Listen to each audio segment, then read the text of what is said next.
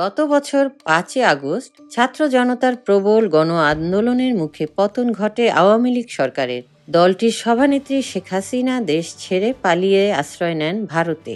এরপর থেকেই দলের অনেক নেতাকর্মী গ্রেপ্তার বা পলাতক রয়েছেন। তবে পালিয়ে যাওয়া নেতাদের মধ্যে সবচেয়ে বেশি আলোচনায় রয়েছেন আওয়ামী লীগের সাধারণ সম্পাদক ওবায়দুল কাদের। বিভিন্ন সময় জানা গেছে তিনি সিলেট, হংকং কিংবা ভারতের মেঘালয় আত্মগোপনে রয়েছেন। তবে এখন পর্যন্ত তার সুনির্দিষ্ট অবস্থান নিশ্চিত করা যায়নি।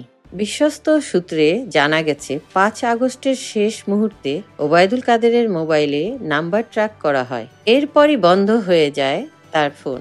এদিকে নবাগত নায়িকা মেঘলার রহস্যজনক মৃত্যুর সঙ্গে ওবায়দুল কাদেরের নাম উঠে এসেছে।